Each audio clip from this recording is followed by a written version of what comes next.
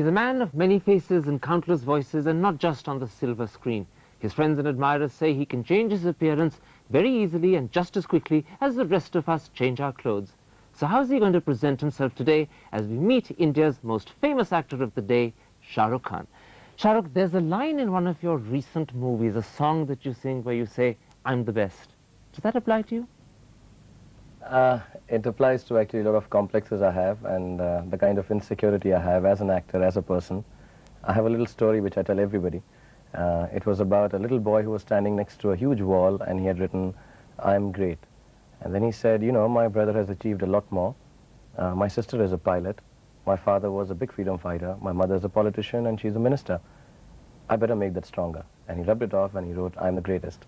So it stems from that kind of complex, that kind of insecurity, and just the want to be liked. And I have to keep on convincing myself I'm the best, otherwise I would succumb to all these insecurities. Your friend says that you're a driven personality, that almost everything you do, everything you have, has to be the best. Yes, I believe that if I were to even brush my teeth, I should do it with so much vigor and as if it's the best brushing that is happening in the world at that point of time. So how long does a toothbrush last?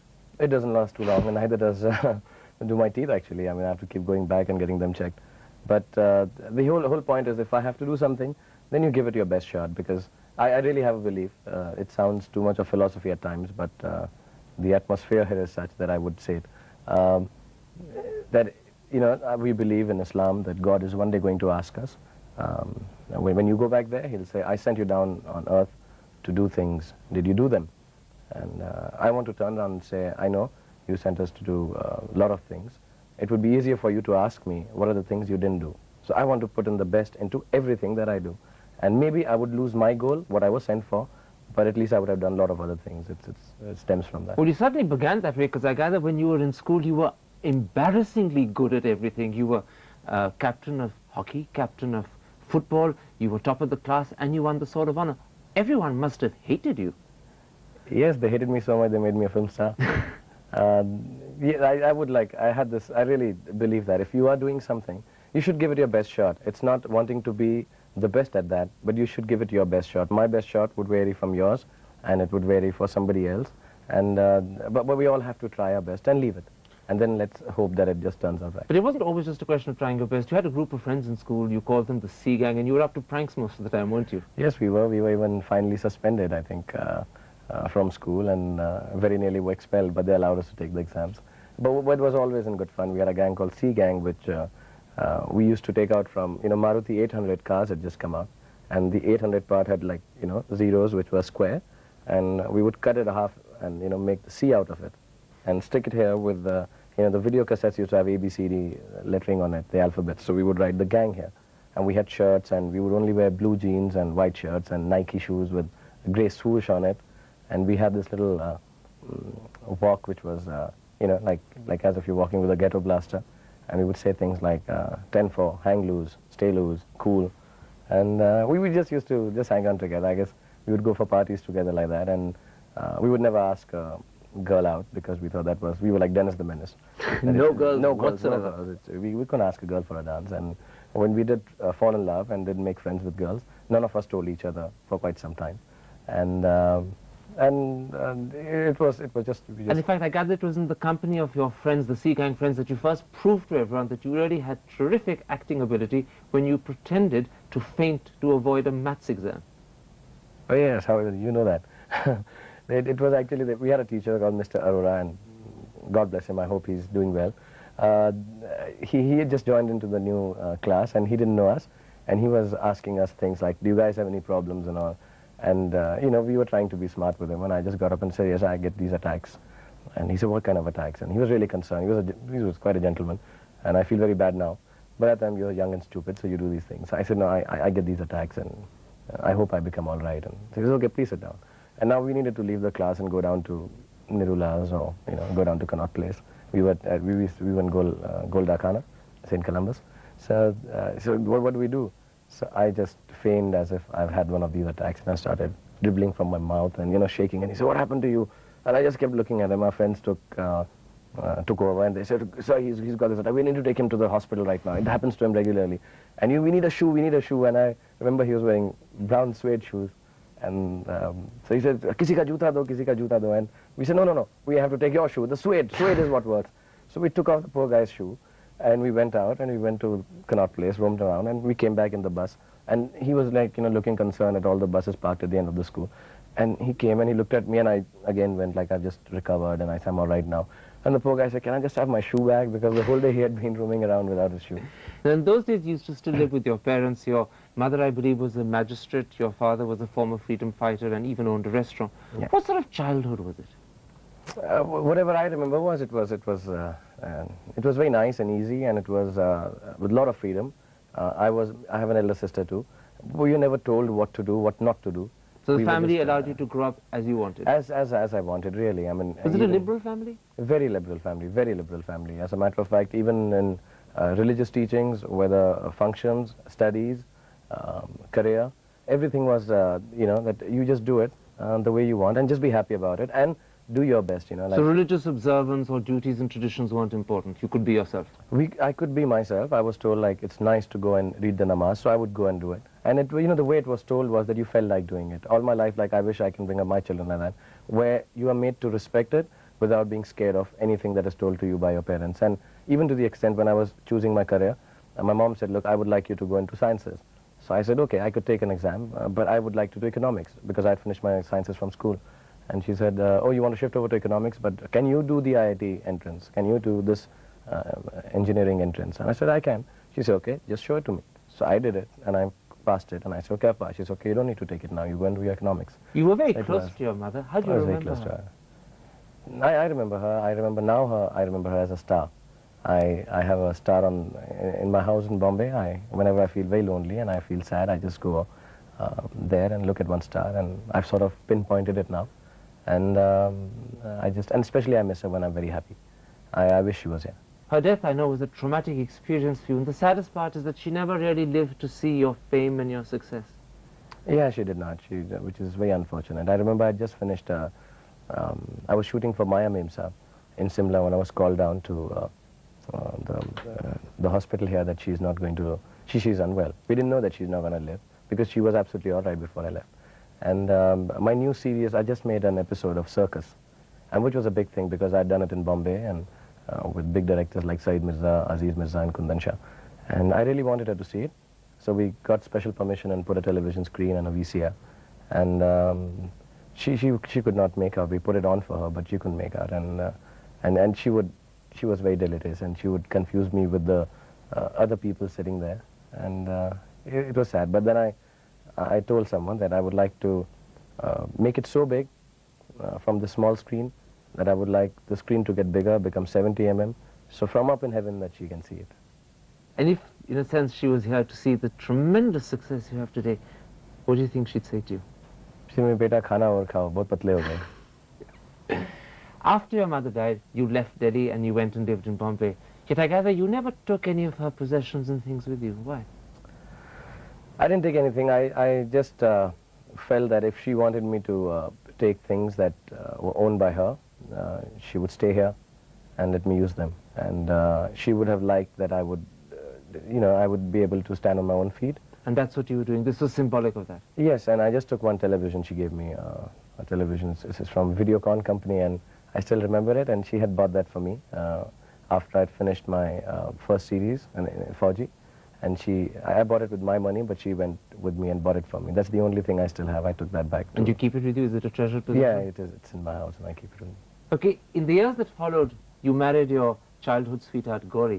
Do you remember where and how you first saw her? Yes, I remember. I saw her at a party in Savajang Enclave. I just saw her from the back, my car parked, and she got off from a car. And she insists that it was a blue dress. I remember it as grey. And she got off and she went, and she had this huge French bun kind of thing on her head. And I'd never talked to a girl before. I mean, I'd spoken to girls, but never with the thought of, going out with them or anything, what is called going out or having an affair now. And I asked my friend that, I was too shy of girls, I still am. And I said, like, would you go up to her and ask her that, can I dance with her? And because I'm very scared that I can't go up to a girl, because suppose they refuse. And my friend went and he asked her, and she said, look, I'm waiting for someone. And I was like quite heartbroken because I liked her. I liked her at the physical appearance because that's the first thing I saw. And I'll say that she'll beat me up when she sees the program, but I liked her backside. So I went and I said, okay, she's got a boyfriend. Then I got to know later she was waiting for her brother. And so I said, okay, here's a chance. And then I went up to her, and she's the first girl I asked for a dance. And she's sort of the last one. And did she say yes? She said yes. And she talked a lot. And after about 2 years, I sort of told her that I love her. It wasn't easy, though, to get to marry her because her parents weren't in favor of the marriage at all. Yeah, now I look okay. I wear a suit and my hair is combed back. That time I was worse than what I look in my films even. And I had hair all over here, and I was from the different religion. I wanted to be an actor. So this combination, if somebody came up to me and said, like if I had a daughter and somebody said, look, my hair is like this, I'm from a different religion and I want to be a film star, I would say, just pack your bags and get out of the house before I kick you out. So I think they were completely right in not wanting me to marry their daughter. And they have a very close-knit joint family where, you know, everybody is a kid of everyone. I mean, they've been brought up like that. Today, of course, you get on brilliantly with your in-laws, but in fact, when you did eventually get married to Gauri, it had to first of all be a secret marriage. Yeah, it was odd because, you know, there was going to be a hassle in terms of, you know, if we were to marry in the courts, you have to put it across for a month. And when you do that, there were some institutions like who took offense to it that I'm marrying a girl who's from a different religion. You had protests outside the house? Yes, we had protesters outside the house, and we sort of, fortunately, I don't know, I didn't have a house in my name, so I'd given my friend's address. So instead of them throwing stones at me, they were throwing it at me, and my friend Sanjay was calling and saying, they're throwing stones at my house, yeah. So that happened, and we had to keep it a little under wraps and get it done. Gauri never wanted a husband who was an actor, but now that you've become perhaps the most famous actor in India today, she reconciled to it? No, it's not that she didn't want someone to be an actor. I was always acting. I was acting in theatre with Barry John, and then I was doing it in school, and I was doing television when I met her. I mean, I had met her already, but I was doing television and stuff. But I think anybody would be a little wary because of what you read and what you understand of what film industry is like. And you know, different city, going down there. Her parents were very scared. So I think all this put together can make you a little insecure. But I told her, just before we married, we did a walk in Greater Kailash, I remember, on the road. And I said, we'll just stand by each other and we'll stick to each other. And if not out of love, at least out of righteousness. So that promise I'll make to you. And let's just go down and start a new life. And it didn't turn out so bad. And now she says, okay, though she still doesn't like me as an actor. She'd rather you weren't one? No, she doesn't like me how I act. She doesn't approve of your acting? No, she doesn't. She's a lady of immaculate taste. I think now I've realized that perhaps she's, when she said she doesn't want me to be an actor, what she meant, because she still thinks I can't act. You now have a young son. Has he made a big difference? I do find, you know, I've loved kids always. I've done theatre also for kids, and I think I'm quite a kid myself. I'm 34 years old, but I just feel like a kid, and I behave like a kid. Everyone tells me that. And I really enjoy with him because here's this one person who doesn't know who I am, where I come from, what I stand for, whether I'm good or bad or I'm ugly, how I'm related to him also perhaps, but he just loves me unconditionally. And that makes you feel good? Oh, that makes me feel so wanted, and he's one person I don't have a complex with. I don't want to be wanted by him because he just wants me so much on his own. So Aryan, the little boy, is the answer to your insecurities? He is the answer to my prayers. He's the answer to wanting to be close to my mother, I think. Shah Rukh, I'm going to take a little break. I want to come back in part 2 and talk to you about the acting style that's made you the unique actor you are today. We'll be back in just a couple of moments. Stay with us.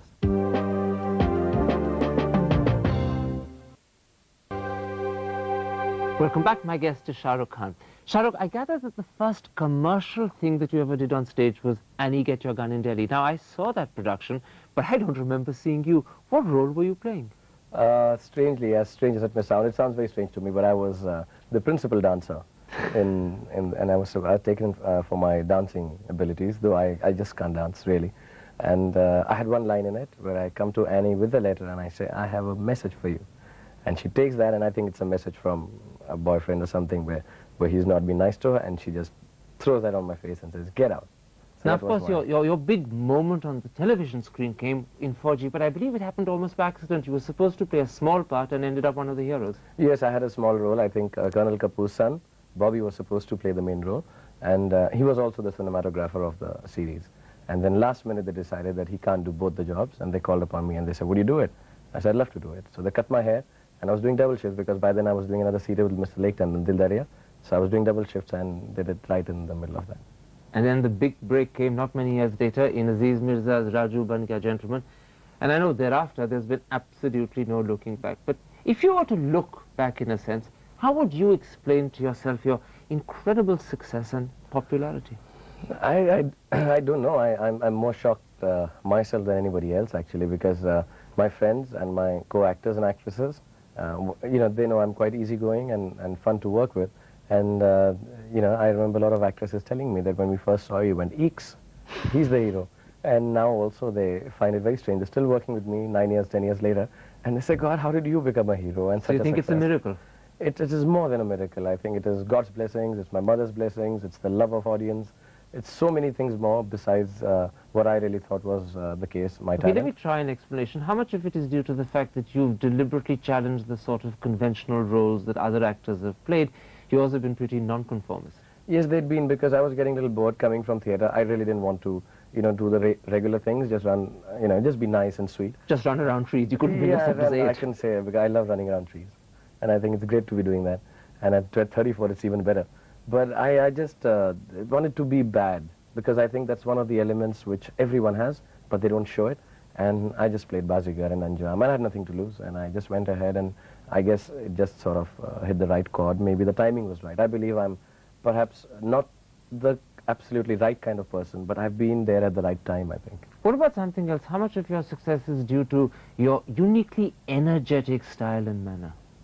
I am criticized for it a lot of times, but I believe that till I have the energy, I should use that form of acting, because I have a belief there is nothing like underacting and overacting. I think, and especially in Hindi cinema, where every character has to break into a song. So you cannot really have round characters, you can't have steady characters.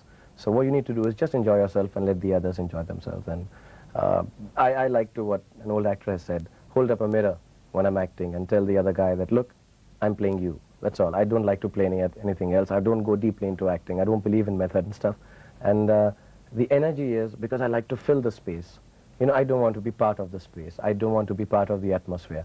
I want to be the atmosphere. And that's how I... It sounds as if you don't so much as act as actually perform. Yes, yes, I tell everyone, I'm an entertainer. I'm no Tanki, I'm Bhand. I'm just supposed to go ahead and make people laugh. So you're deliberately larger than life. You deliberately go over the top because that's what you want to do. I would like to tell anyone who knows even little about acting that, you know, when critics and everybody writes mannerisms and underplaying and overplaying and over the top, they're speaking complete and utter nonsense, because there is nothing like a right way to do a scene and a wrong way to do a scene. There is just a way to do a scene. Your way, my way, any way could be right. And I believe that, and I'll go overboard. And I think I believe in a loose fit is better than a tight fit. So go over the top. If somebody wants to hem and chop it a little, they can go ahead and do it. But I like just performing, really. But the odd thing is, your friends say that this film persona of Shah Rukh is so different to the real person. They say that actually he's a lonely man. Yes, I'm strangely, you know, and I was lonely even before to say that I am, after becoming a star. I just feel very lonely, and I don't like being left alone. I like to be with crowds. I can't socialize with them, but I get very scared when I'm alone. Are you scared of yourself sometimes? I'm scared of being alone with myself, yes. I get scared of myself, and I don't like myself, I think, too much. And I think that's when you become an actor, not because people normally say, you love yourself, that's why you become a star. Yes, maybe you become a star that way, but I think you become an actor when you don't like yourself. So acting, in a sense, is a way of escaping from yourself. You're becoming someone else because you don't want to be Shah Rukh. It is so ironic that there are a lot of people who tell me they would like to be Shah Rukh, and Shah Rukh is here wanting to be Ramesh or Rahul or Raj or Batman or Superman. And anyone but Shah Rukh. Anyone but Shah Rukh. In fact, in one of your magazine interviews, you said, I'm an unhappy person. Is this what you meant? I'm unhappy because I'm always, like the energy part that you talk about, I'm restless. I don't have a goal. I don't have an ending in sight. I don't think any achievement is a sense of achievement for me. I need to finish it and go for the next. And that can make you a little unhappy and dissatisfied. I'm always dissatisfied. Maybe that is what can be called hunger and greed, to keep on doing more work. And I'd say I've fitted in 20 years of work in the last 10 years, and they seem to pass by in 10 minutes. And it's amazing because, you know, most people looking at you would say he's got such enormous success and such a lot of wealth, and yet you seem to suggest it doesn't mean very much to you. Like, I never worked towards this. I just wanted to feel happy And when I feel happy, when I see a film, when I see a good moment, there are some moments which I feel very happy looking on screen, and a lot of people don't appreciate it. But do you think you've achieved enough? I mean, are you satisfied today with the I would never be satisfied because, like I said, I'm like a mountain climber who's not going for the peak. I just want to climb. That's all. I don't want to end there and stand and put the flag and say, I've reached. I don't want to reach that. So you I just want live to keep climbing. perpetually with the fear that if you stop, you may start falling. You have to keep climbing. I just have to keep climbing. And it's not for ambition, it's not for greed, it's not just for success. It's just for the want of climbing. I just want to climb. Okay, one of the things that you've just recently climbed is you've set up a company, Dreams Are Limited, with Juhi Chawla, and you've produced your first movie, Phir Bhi Dil Hai Hindustani. Are you happy with it? I'm very happy with it as a producer. Aziz Mirza, myself, and Juhi, these are the guys who gave me my first break in Raju Ban Gaya Gentleman. They agreed to work with me, and they are wonderful friends, and I'm very close to them. And we started it, and we produced the film, and we did it in 11 months. We released it on time, and we backed it up with a lot of publicity. And the critics, as you know, have been less than generous, and sometimes people even say in papers that the audiences haven't come to see this film in the same way that they've seen other ones. Does that disappoint you?